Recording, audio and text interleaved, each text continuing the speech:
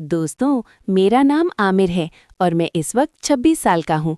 मेरी ये कहानी 2023 में शुरू हुई जब मेरा तबादला कराची से एबटाबाद हुआ। मुझे हमेशा से खूबसूरत गर्लफ्रेंड की तलाश थी। इसी तलाश में मैं एबटाबाद के मशहूर लेडीज़ पार्क पहुंचा, जहां मेरी नज़र एक लड़की पर पड़ी जो 24 से 25 साल की गोरी चिट्टी लड़की थी। वो बहुत ही खूबसूरत थी। उसका कद तकरीबन 5 फुट 6 इंच था। मैं उस लड़के के करीब गया और उससे बातचीत शुरू की। फिर मैंने उससे उसका नाम पूछा तो उसने अपना नाम सलमा बताया। बातों बातों में उसने बताया कि उसका ससुराल के साथ झगड़ा चल रहा है और उसका शौहर इस वक्त सऊदी अरब में है और वो भी सिर्फ और सिर्फ अपने वालिदैन की सुनता है। मैंने हमदर्दी से उसकी ससुराल से लड़ाई का सुनकर उसका एतमाद जीत लिया। फिर मैंने उसे अपना नंबर दिया और वापसी पर उसने कॉल करके मुझे शुक्रिया कहा। इसके बाद हमारी बातों का ये सिलसिला 3-4 माह तक चलता रहा। इस दौरान सलमा मुझसे काफ़ी बेतकल्लुफ़ हो गई और मुलाकात की ख्वाहिश जाहिर की। वो उन दिनों मानसहरा में अपने ससुराल में थी। मैंने फ़ौरन हामी भर ली। ये दिसंबर का महीना था। 20 तारीख की सुबह मैं अपनी गाड़ी में निकला और तकरीबन 1 घंटे में मानसहरा पहुंच गया, क्योंकि उसने बस स्टैंड के पास मिलने का कहा था। मैंने इलाके का जायज़ा लिया और 11 बजे उसे कॉल की कि मैं पहुंच चुका हूं। ना जाने क्या सोचकर मैंने उससे फरमाइश की कि अगर बुरा ना माने तो वही सूट पहनकर आना जो पहली मुलाकात में पहना था। सलमा पहले खामोश रही, फिर हंसते हुए बोली, आमिर, आपका हुक्म सर आँखों पर। मैंने बैठने के लिए बस स्टैंड के करीब मायारी उस्मानिया रेस्टोरेंट का इंतखाब किया। तकरीबन 12 बजे उसकी कॉल आई कि वो घर से निकल रही है, तो मैंने उसे लोकेशन बता दी और कॉल करते ही मैं रेस्टोरेंट से बाहर धूप में आकर उसकी राह देखने लगा। कुछ देर बाद वो सड़क के उस पार से आती दिखाई दी। मैंने सलाम किया और उसे लेकर रेस्टोरेंट की जानिब बढ़ा। मैं आगे बढ़कर उसके लिए दरवाज़ा खोला, जिसे सलमा ने गौर से देखा और अंदर दाखिल हो गई। मेज़ पर जाते ही सलमा ने कहा कि आज बिल वो देगी क्योंकि मैं मेहमान हूँ। मैंने शोखी से कहा, अगर मेहमान समझना है तो मैं चला जाता हूँ, वैसे भी मैं बाहर का नहीं घर का खाना खाता हूँ। वो बोली, पहले बताते तो घर से बना लाती। खैर, मैंने वेटर को बुलाया और मटन कढ़ाई का ऑर्डर दिया और जब वो मेरी प्लेट में खाना डालने लगी तो मैंने रोक कर कहा, अब एक ही प्लेट में खाना डाल दे। सुना है एक ही प्लेट में खाना खाने से प्यार बढ़ता है। बातों बातों में सलमा ने कहा कि काश हम दिन रात कॉल पर बातें कर सके, यहाँ तक कि बात करते करते ही आंख लग जाए। जब मैंने घर वालों का मसला उठाया तो उसने फ़ौरन कहा, मैं अभी एक सिम निकलवा रही हूँ जो सिर्फ आपके लिए होगी और उस पर सिर्फ आपकी कॉल रिसीव की जाएगी। खाना खाने के बाद 2500 रुपये का बिल बना। सलमा पैसे देने लगी मगर मेरे देखने पर वो खामोश हो गई और बिल मैंने अदा किया। वापसी पर जब वो गाड़ी की फ्रंट सीट पर बैठने लगी तो उसके दुपट्टे का पल्लू बाहर लटक रहा था। मैंने दोबारा दरवाज़ा खोला, ज़मीन से पल्लू उठाकर उसके हाथ में दिया और दरवाज़ा बंद करके ड्राइविंग सीट पर बैठ गया।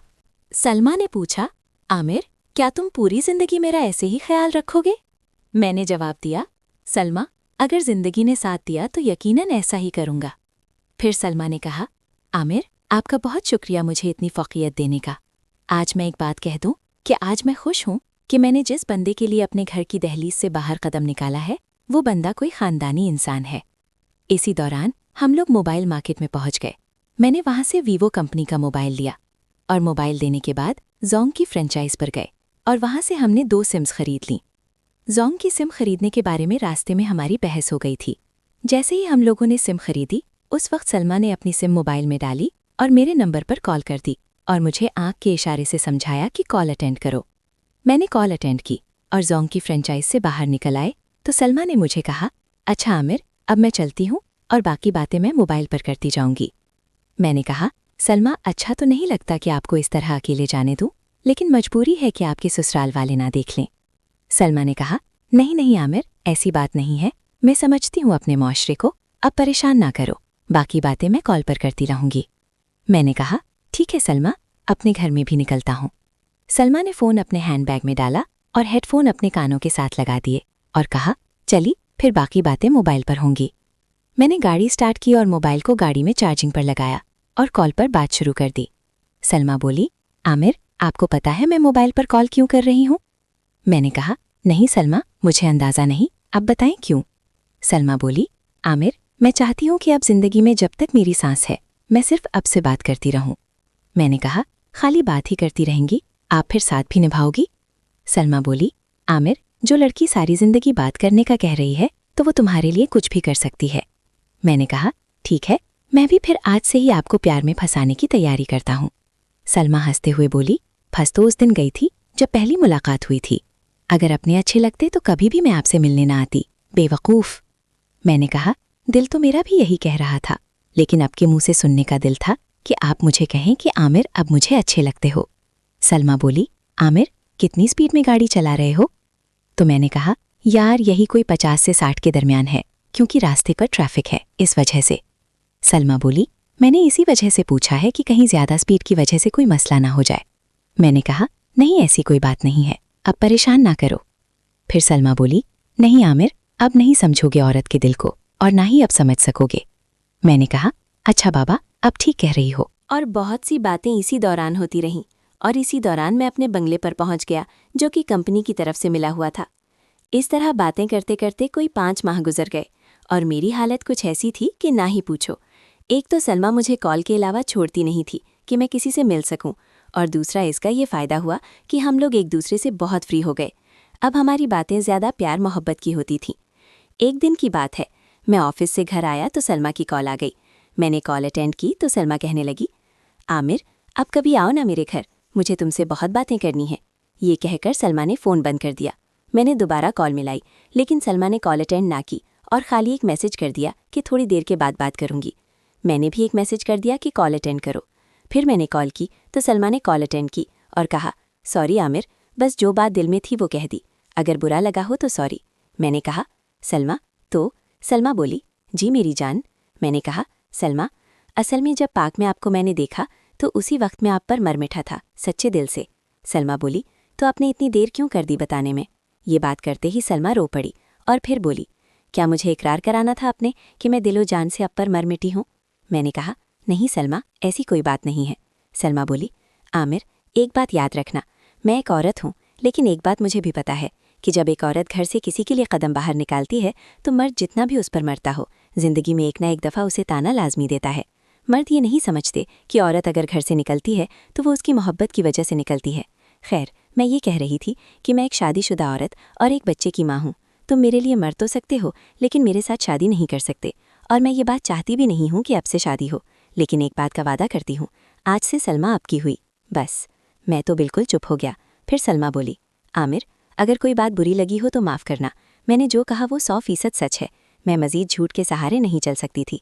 मैंने कहा, नहीं सलमा, ऐसी बात नहीं है, अब परेशान ना करो, मैं कभी भी आपको ताना नहीं दूंगा, ये मेरा वादा है अब से।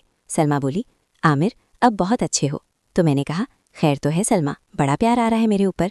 तब सलमा ने एक गज़ल पढ़ी, मेरे पागल पिया मेरी चाहत ना कर, मुझे सोचा ना कर, मुझे जाना ना कर, मैं हूँ बातें सबा जो कि रोकती नहीं है, मैं हूँ ऐसी घटा जो कि बरसती नहीं है, मेरे पागल पिया मेरी चाहत ना कर। फिर मैंने कहा, सलमा और सुनाओ ना? तो सलमा बोली, फिर कभी सुनाऊंगी। एक दिन मैं अपने ऑफिस में बैठा था कि मुझे हेड ऑफिस से मेरे जीएम का फ़ोन आया। जीएम ने कहा, आमिर कैसे हो और दिन कैसे गुजर रहे हैं एबटाबाद में? मैंने कहा, सर मैं बिल्कुल ठीक हूँ और दिन तो बहुत ही अच्छे गुजर रहे हैं। जीएम ने कहा, आमिर एक छोटा सा काम है, इस काम के लिए मैं किसी और को भी कह सकता था, लेकिन मुझे सिर्फ अब पर एतबार है, अगर ज़्यादा मसरूफियत ना हो तो कर सको तो बता देता हूँ। मैंने कहा, सर अब हुक्म करें, काम हो जाएगा। जीएम ने कहा, आमिर असल में हमारा जो ऑफिस है ना शियाड़ी में, उसकी मुझे दिन ब दिन कुछ शिकायतें आ रही हैं। अपने अपने तौर पर अचानक जाना है और उसे चेक करना है कि क्या शिकायतें जो आ रही हैं वो सही हैं ना गलत, और मुझे एक रिपोर्ट में सारी तफसील बतानी है। लेकिन एक बात कहूँगा कि आपके दौरे का किसी को कानो कान खबर नहीं होनी चाहिए।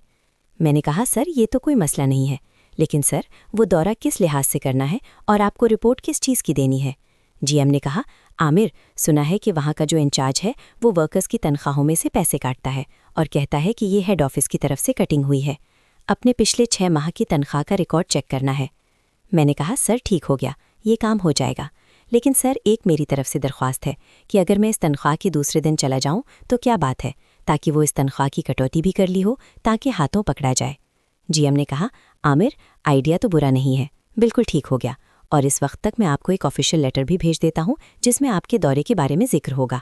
तो मैंने कहा, सर बिल्कुल ठीक हो गया। जीएम बोला, और हाँ आमिर, आने और जाने का जितना भी खर्चा होगा वो अपने बिल भेज देना है, हेड ऑफिस आपको उसी वक्त पेमेंट कर देगा। इसी वक्त मेरे दिल में ख्याल आया कि सलमा का घर भी मानसहरा में है, तो क्यों ना जीएम के सामने नंबर बना लूँ। सर बिल की कोई बात नहीं, मेरे जानने वाले भी मानसहरा में है, मैं रात को उनके पास रुक जाऊँगा, दूसरी सुबह सवेरे शियाड़ी पहुँच जाऊँगा, वहाँ से काम ख़त्म करके मैं वापस आ जाऊँगा और रात को जानने वालों के पास रुककर तीसरे दिन रिपोर्ट आपको भेज दूँगा। जीएम बोला, आमिर बहुत शुक्रिया आपका, तो मैंने कहा नहीं सर, ऐसी कोई बात नहीं। जीएम बोला ओके आमिर, गुड बाय। तो मैंने कहा सर ठीक है। और जैसे ही जीएम की कॉल बंद हुई तो मैंने सोचा कि कुछ हो ना हो, इस वीकेंड पर मैं सलमा के घर ज़रूर जाऊंगा। साथ दिल में ये भी ख्याल आ गया कि सलमा को अचानक सरप्राइज़ देना है। मानसहरा पहुंचना भी 9 बजे के बाद है और वैसे भी सलमा कॉल पर लगी होती है। मेरे साथ बातों बातों में हालात का भी पूछ लूँगा। इसके बाद मैं दफ्तर के कामों में मसरूफ़ हो गया। फिर थोड़ी देर के बाद सलमा की कॉल आ गई। मैंने कॉल अटेंड की। सलमा बोली कैसी है मेरी जान की जान? तो मैंने कहा आपकी जान ठीक है। सलमा बोली क्या कर रहे हो? तो मैंने कहा पहले थोड़ा मसरूफ़ था, अभी फ्री हूँ और कोई काम नहीं है। सलमा बोली अच्छा, मैंने इसीलिए फ़ोन किया था कि इस वीकेंड पर कहीं बिजी तो नहीं हो? असल में मैंने अम्मा और अब्बू से मिलने एबटाबाद आना है। सोचा जान से पूछ लूँ, अगर बिजी नहीं हो वीकेंड पर तो आ जाती हूँ, और अगर अब बिजी हो तो मैं अगले वीकेंड पर आ जाऊँगी। मैंने कहा नहीं सलमा, मुझे इस वीकेंड पर किसी काम के सिलसिले में हेड ऑफिस जाना है और अब अगले वीकेंड पर आ जाना। सलमा बोली ठीक है मेरी जान, और अच्छा घर कब जाओगे? तो मैंने कहा बस जब दिल करेगा चला जाऊंगा।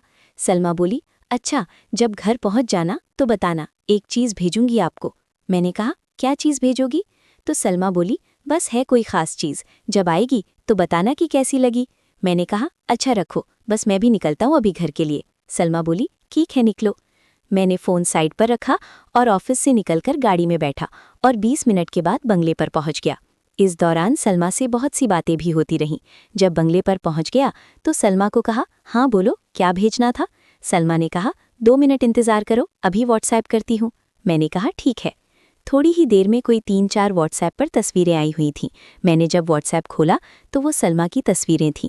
एक तस्वीर में सलमा ने पिंक रंग का ड्रेस पहना हुआ था, जिसमें वो बहुत खूबसूरत लग रही थी। थोड़ी देर बाद सलमा का मैसेज आया कि कैसी लगी तस्वीरें आमिर? तो मैंने कहा बहुत अच्छी लगी। सलमा बोली ठीक है। इस दौरान बहुत सी बातें होती रहीं और रोज़ाना की तरह सारा दिन बातें करते। इस तरह करते करते जुमे का दिन आ गया और आज मुझे शियाड़ी भी जाना था। इधर से सलमा की कॉल ही बंद नहीं हो रही थी। मैंने सोचा इसको कैसे मैं चुप करवाऊं और इसका फ़ोन बंद हो। खैर मैंने कहा तैयार हो? तो सलमा ने पूछा कहाँ की तैयारी है? मैंने कहा कॉल पर बताया तो था कि इस वीकेंड पर हेड ऑफिस जाना है। सलमा ने कहा ठीक है, हाँ मैं भूल गई थी। फिर सलमा ने कहा और सुनाओ जान, बात तो होती रहेगी। आमिर असल में आपसे बात किए बिना रात को नींद नहीं आती।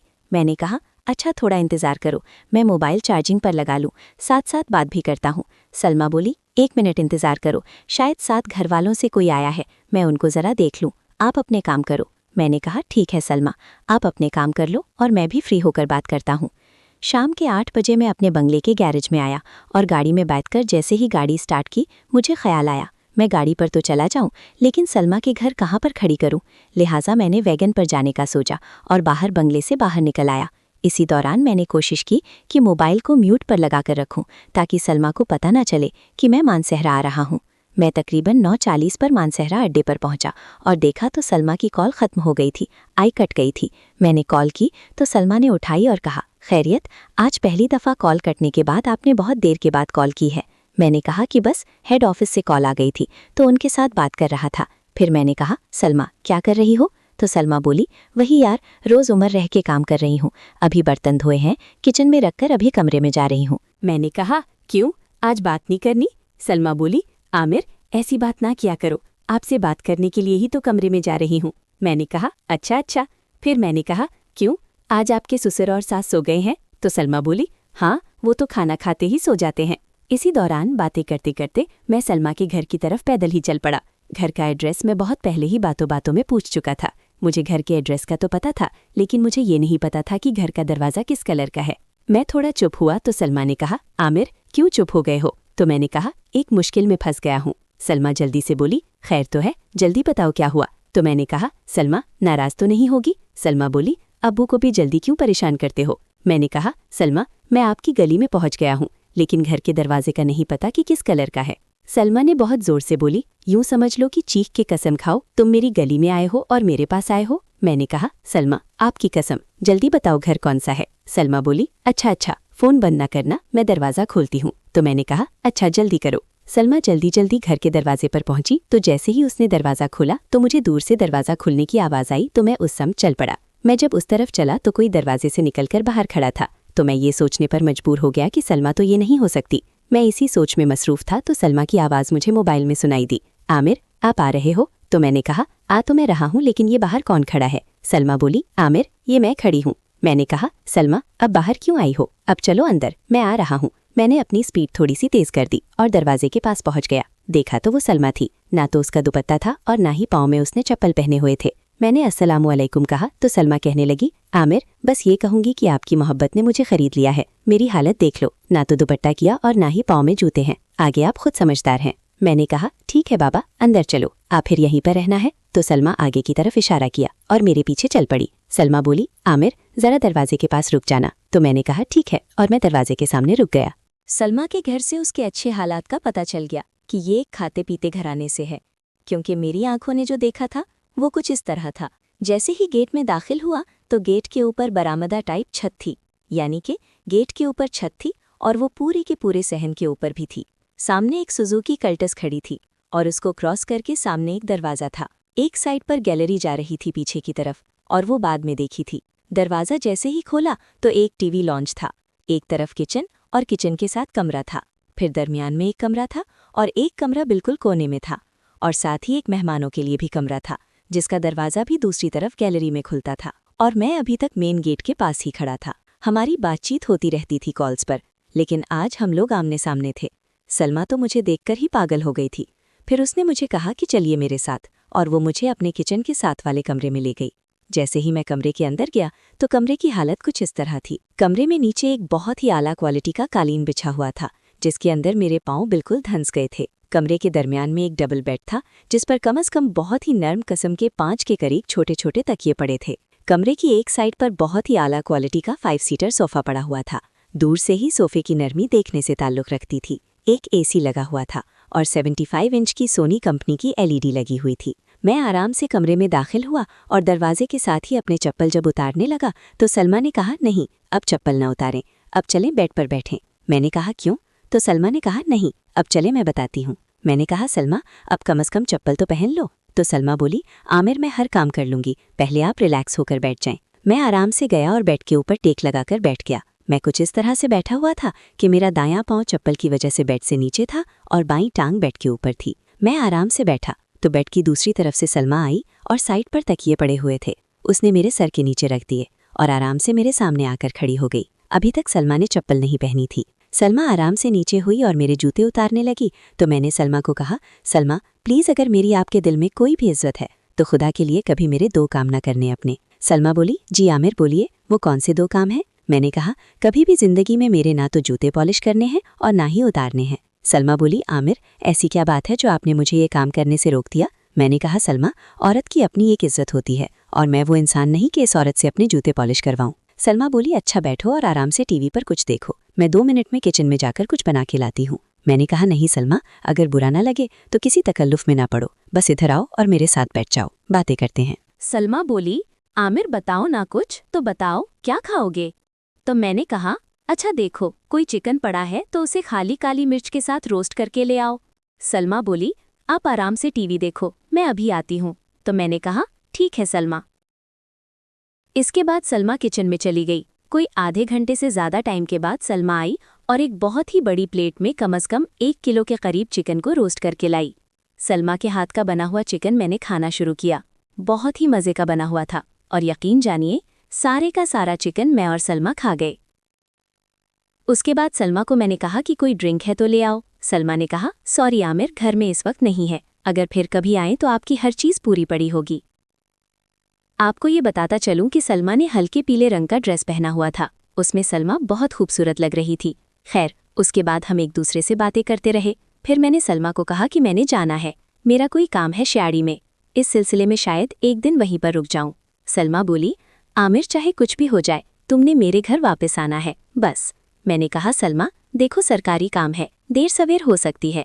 सलमा बोली, आमिर सरकारी काम 4 बजे के बाद नहीं होते, लिहाजा आपको आना है और ये बात कान खोलकर सुन लो। मैंने कहा, ठीक है सलमा, जैसे तुम कहो आ जाऊंगा। बड़ी मिन्नतों के साथ मैंने सलमा से जान छुड़वाई और उसके घर से निकला और मेमन सहारा बस स्टॉप पर आया, 2 कप चाय के पिए और शाड़ी वाली वैगन की तरफ चल पड़ा। इस दौरान अपना मोबाइल देखा तो कोई 20 के करीब सलमा की कॉल्स वगैरह आ चुकी थीं। मैंने देखा तो दोबारा सलमा की कॉल आ रही थी। मैंने कॉल उठाई और कहा, हेलो खैरियत? तो सलमा बोली, यार तुम फ़ोन क्यों नहीं उठा रहे थे? तो मैंने कहा, यार मैं होटल में बैठा था इसलिए रंग ना सुनी। सलमा बोली, अच्छा इसीलिए फ़ोन किया था, आने का क्या प्रोग्राम है और अपनी जान से पूछना था कि क्या खाओगे। मैंने कहा, सलमा जो दिल करे बना लेना। तो सलमा बोली, आमिर मैं छोटे गोश्त की कढ़ाई बनाऊंगी, कम से कम 2 किलो की, साथ मछली होगी और रोस्ट होगा, अगर दिल करे तो बताना और भी कुछ बना लूंगी। इसी दौरान बातों बातों में मैं शाड़ी पहुंच गया। मैंने सलमा से कहा, अच्छा ऐसा करो कि मैं पहुंच गया हूँ शाड़ी, अभी मैं अपने काम में बिजी हूँ, तुम ऐसा करो कि कॉल लगी रहे, अगर कोई घर का काम करना है तो वो करो, ऑटोमेटिक कॉल ने जब बंद होना होगा बंद हो जाएगी और मैं भी थोड़ा बिजी होऊंगा। सलमा बोली, नहीं नहीं ठीक है, अब आराम से कॉल करो, मैं भी बस घर के काम से थोड़ा फ्री होकर नींद करूंगी। मैंने कहा, अच्छा ठीक है सलमा। उसके बाद मैंने अपना फ़ोन अपने पॉकेट में रख दिया और गाड़ी की सीट के साथ टेक लगाकर बैठ गया। कोई 9 बजे के करीब मैं शैडी के मेन रोड पर पहुंच गया था। उसके बाद मैंने वहां से पिकअप की और मतलूबा एड्रेस पर पहुंच गया। दफ्तर में दाखिल होने से पहले मैंने देखा कि वहां अभी तक कोई भी नहीं आया, जबकि हमारे हेड ऑफिस के असूल के मुताबिक सुबह 8 बजे सबने पहुंच जाना होता है। मैंने बाहर ही इंतजार किया। शुक्र है कि मेरी अभी अभी अबटाबाद रीजन में नई नई पोस्टिंग हुई थी, इस वजह से मुझे अभी तक ज्यादातर लोग नहीं जानते थे। बहरहाल उनकी सोचों में मैं गुम था, तो तकरीबन कोई आधे घंटे के बाद चपरासी आया, जिसने दफ्तर खोला और सफाई शुरू कर दी। मैंने कहा, कहाँ हैं ऑफिस के लोग?